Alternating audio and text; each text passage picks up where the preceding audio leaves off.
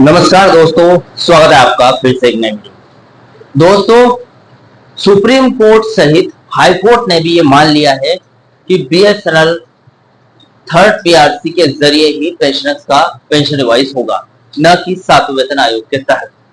और ये आदेश दे दिया है पेंशनर्स को कि आप जो पेंशनर्स है, टोट ऑफ द पेंशनर्स है, वो थर्ड पीआरसी से पूरी तरीके से जुड़े हुए होने के कारण वे सातवें वेतन आयोग में शामिल नहीं हो सकते।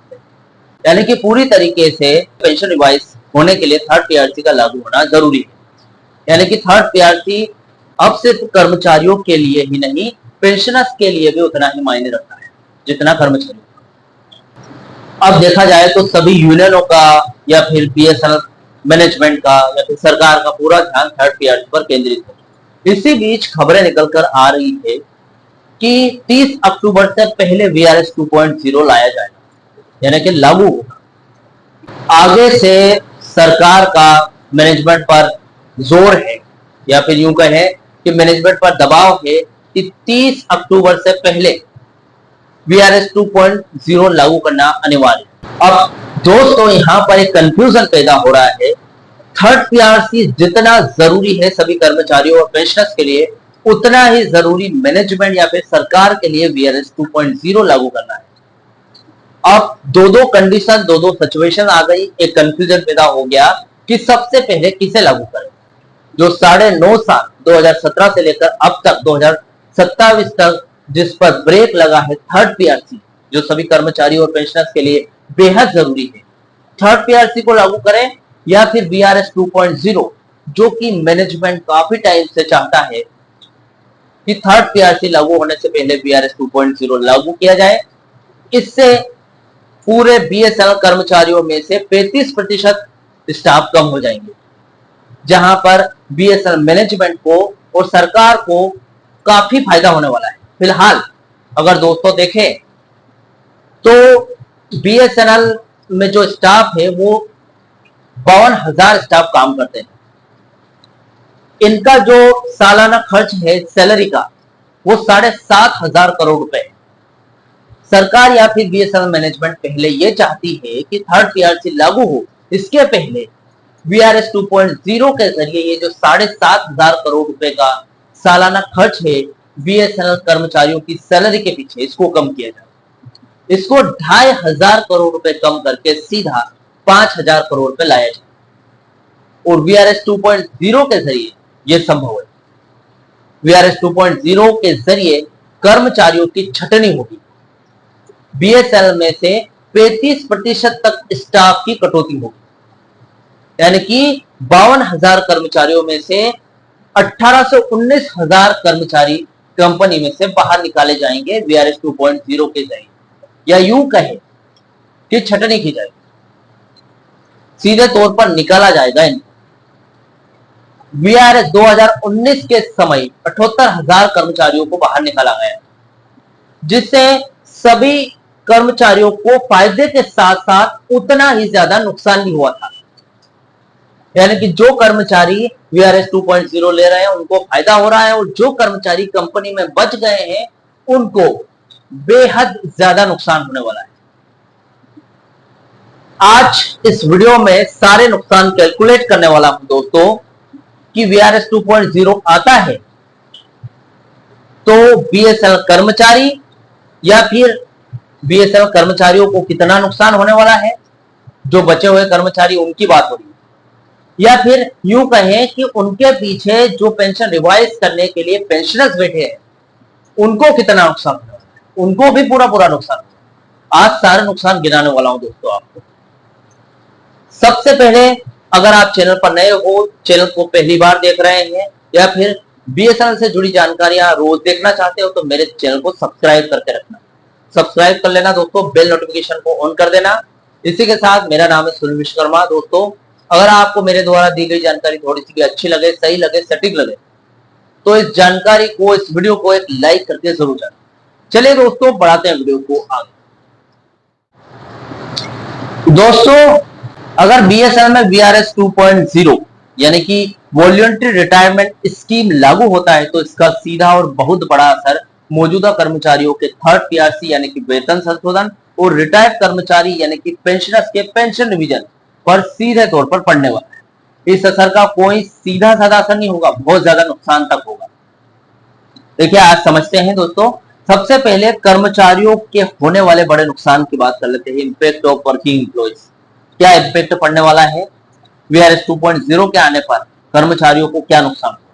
देखिए वेतन संशोधन, पहले तो थर्ड पीआरसी में और भी ज्यादा देरी होने वाली है, इसका खतरा बढ़ेगा।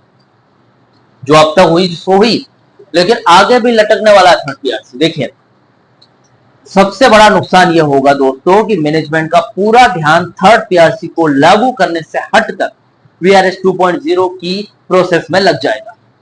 सरकार की जो प्लानिंग है कि पहले कर्मचारियों की संख्या कम करके सैलरी के कुल खर्च को घटाया जाए, जो कि मैंने वीडियो में आपको पहले ऑलरेडी बता दिया है।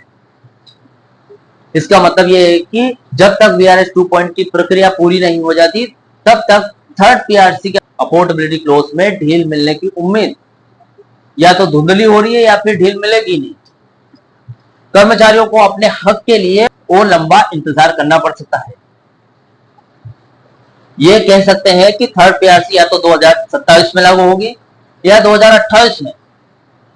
जाने कितने लंबे समय के लिए लटकेगी कुछ पता नहीं, अगर वीआरएस 2.0 आ गया। दूसरा कर्मचारियों को खतरा होने वाला है, दूसरा नुकसान होने वाला है काम का बढ़ता बोझ। जो कर्मचारी वीआरएस 2.0 लम सम एक्सप्रेशन राशि लेकर यहां से निकल जाएंगे, लेकिन जो कर्मचारी रह जाएंगे यानी कि 52,000 कर्मचारियों में से 18 से 19,000 कर्मचारियों को वीआरएस 2.0 देकर बाहर निकाला जाएगा, छटनी की जाएगी।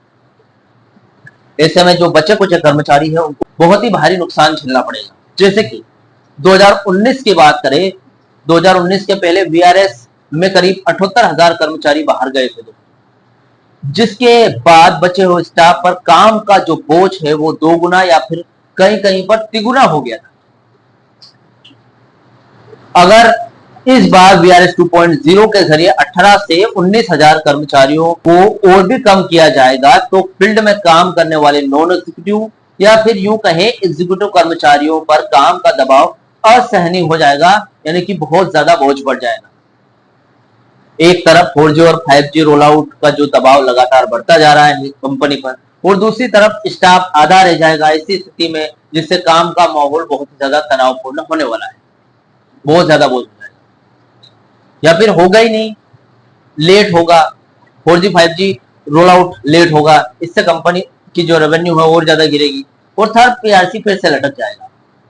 फिर से बीएसएनएल मैनेजमेंट या फिर सरकार बहाना बनाएगी कोर्ट के सामने कि हमने तो वीआरएस 2.0 दे दिया है, सारा पैसा वहां पे चला गया, या फिर बीएसएनएल रेवेन्यू नहीं कमा रही है। बस यही रोना रोया जाएगा। तीसरा नुकसान होगा कर्मचारियों को प्रमोशन और करियर की ग्रोथ में, इस पर ब्रेक लगेगा। दोस्तों देखिए, जब बड़ी संख्या में कर्मचारी अचानक से बाहर जाएंगे तो प्रशासनिक फेरबदल के कारण केडर रिस्ट्रक्चरिंग और रेगुलर प्रमोशन की जो फाइलें हैं वो ठंडे बस्ते में चली जाएंगी। कई कर्मचारियों के समय पर होने वाले प्रमोशन अटक सकते हैं दोस्तों। अब दोस्तों ये तो कर्मचारियों का नुकसान हो गया, अभी तो पेंशनर्स के नुकसान की बारी बाकी, यानी कि पेंशनर्स का भी बहुत भारी नुकसान होने वाला है। देखिए पेंशनर्स को होने वाले नुकसान के बारे में देख लेते हैं, जो कि वीआरएस 2.0 के आने पर होंगे। सबसे पहले पेंशन रिवीजन का खतरा होने वाला है, यानी कि आपका जो पेंशन रिवीजन है वो लटक जाएगा। सबसे पहला नुकसान, बड़ा नुकसान है। बीएसएनएल के पेंशनर्स की पेंशन का सीधा संबंध थर्ड पीआरसी के वेतनमान पे स्केल से जुड़ा हुआ।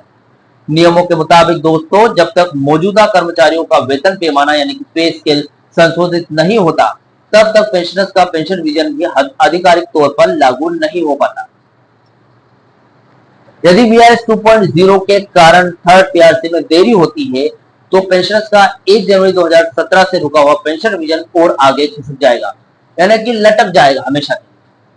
हो सकता है कि दिसंबर 2026 के आसपास लागू हो सकता है कि 2027 में लागू हो, या फिर यूं कहे कि 2028 में लागू, कुछ पता है, लटक जाएगा भाई साहब। अब दोस्तों यहाँ पर पेंशनर्स को पेंशन फंड पर वीआरएस 2.0 आने पर दूसरा नुकसान होगा, पेंशन फंड पर अतिरिक्त वित्तीय दबाव बनेगा। यहाँ पर वीआरएस 2.0 के तहत हजारों कर्मचारी अचानक से रिटायर होंगे। उन्हें एक्स ग्रेशिया यानी कि जो x gratia lump sum full and final settlement की जो राशि है, जो पेमेंट है वो दिया जाएगा। लीव एनकेशमेंट और ग्रेजुएटी का तुरंत भुगतान होगा। हालांकि इसके लिए सरकार अलग से फंड का इंतजाम करने की बात कर रही है, लेकिन प्रशासनिक तौर पर इतने बड़े पैमाने पर पेंशन और सेटलमेंट की फाइलें आने से डोट यानी कि दूरसंचार विभाग और सीसीए कम्युनिकेशन अकाउंट्स ऑफिसों में काम जाम हो जाएगा अचानक से, जिससे आम पेंशनर्स के नियमित कामों और एरियर्स के भुगतान में देरी मिलने की संभावना यानी कि देरी देखने को मिल सकती है। दोस्तों, ये कर्मचारी और पेंशनर्स को बड़े नुकसान होने वाले हैं। आज की रियलिटी की बात कर लेते हैं, आज के विरोध की। आज दोस्तों 16 जुलाई 2026 की स्थिति बन रही है। बीएसएनएल की तिमाही कमाई अगर देखें तो 10% की बढ़त के साथ 4418 करोड़ रुपए यानी 4418 करोड़ रुपए दर्ज की गई। मात्र 3 महीने की कमाई, 3 महीने की कमाई, अप्रैल मई और जून, इन 3 महीने में बीएसएनएल ने 4418 करोड़ रुपए की कमाई कमाई।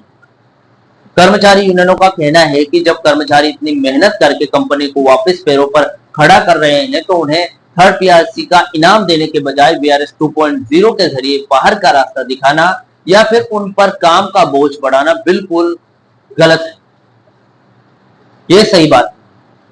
यही कारण है कि आज पूरे देश में बीएसएनएल कर्मचारी और पेंशनर्स संयुक्त रूप से सड़कों पर उतरकर विरोध कर रहे हैं। उनका साफ कहना है कि वीआरएस 2.0 कोई समाधान नहीं, बल्कि ये थर्ड पीआरसी और पेंशनर्स के जायज हक को दबाने का एक प्रशासनिक तरीका है।